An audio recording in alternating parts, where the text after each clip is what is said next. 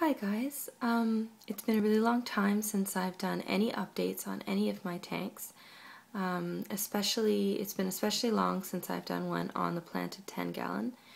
I'm kind of disappointed that I haven't been keeping up with it because I kind of wanted to have a video record week to week of the progress of the tank so I can see how things come along on a gradual basis. But it's been about a month and a half to 2 months since I've done one on this tank, so it's high time. And the reason I'm showing you the tank on the computer here is because I wanted to show you the contrast of how far it's come in that month and a half. So this was the last update I had. So at this point everything was still looking kind of like how I had planted it, just it had gotten a little bit more lush, but everything was still fairly uniform and just kind of coming along bit by bit. The plants, I think, were still getting settled at this point. And this is the tank now. So as you can see, it's still not completely covered or anything like that with the baby tears. They're kind of taking their sweet time, actually. They grew a lot more quickly in the planted nano. I don't know if that's because of the lights or not, because these are the T5 lights, which I also use in my 65 gallon. And the lights in the planted nano are actually LED. They're supposed to be high output LED lights that Eheim makes that actually come with that tank. So yeah, this is how the tank is coming along so far. And I'll just show you a little closely. I just cleaned it, so it's full of air bubbles, and it's not purling for anyone who is wondering.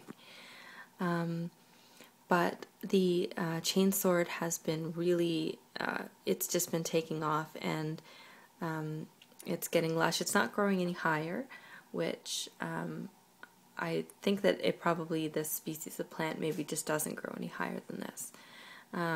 But it is spreading. I'll show you along the side here. It's getting really thick. You can see along here it's sending down lots of roots into the Eco Complete and spreading in these perfect little chains. I love the way it grows. It actually looks really nice. And you can see some of my cherries here who are growing up pretty fast. They're beautiful red. I'm really pleased with how they look. They haven't bred in this tank yet. These are just the ones from the planted nano that have now grown up. And I think I saw that one of them is getting some eggs on her underside. So hopefully soon they'll start taking off in this tank as well. You'll also see that the chains are coming along the front of this stone. And particularly, I don't know why, they've decided to come straight up the middle of the tank. See them coming along here, and my guess is that they're now just going to grow along the glass up the side of the tank. I'm not sure how much I like the way that looks.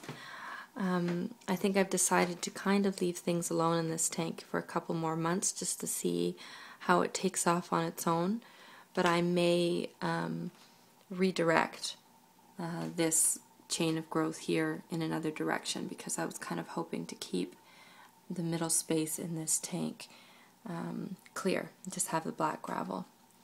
The Hydrophila is also doing really well. I've actually never had so much success with one of these before. I've found them traditionally very hard to grow for me in a kind of medium tech setting, but they love it in here. I'll show you a view on the side.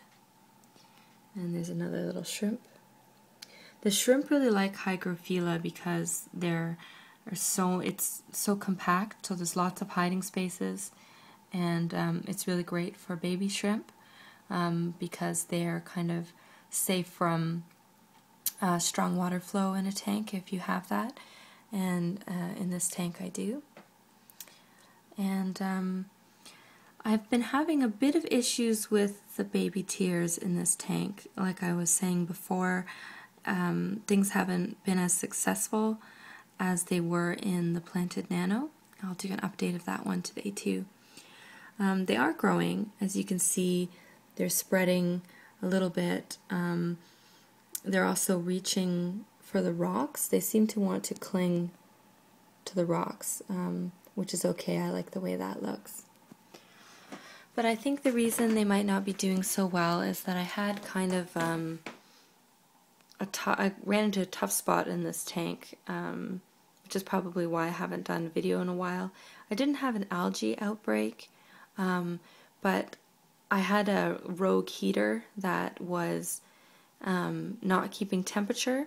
I think it was just one of those simple, inexpensive Marineland heaters. And I checked the temperature one day and it was like 85 degrees, which is so hot.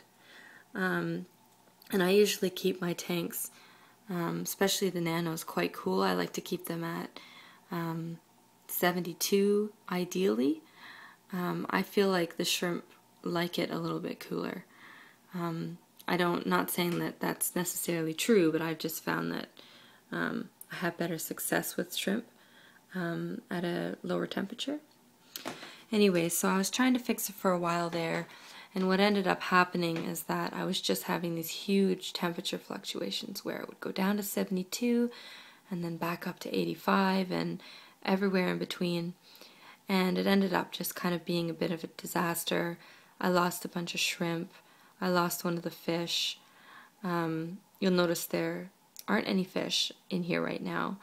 And that's because I took the other two of the fork-tail rainbows and I put them back in the 65-gallon for two reasons. The first, they didn't really seem happy in this tank. They seemed a little bit stressed out, I think maybe because it's so open. And another reason is that they were pecking at the shrimp. They're little fish, they can't eat them, but I didn't want them to harass them, and I felt like that's maybe why some of the shrimp were dying, is because the fish were constantly harassing them. So I took them out, put them in the 65, and they're doing fine in there.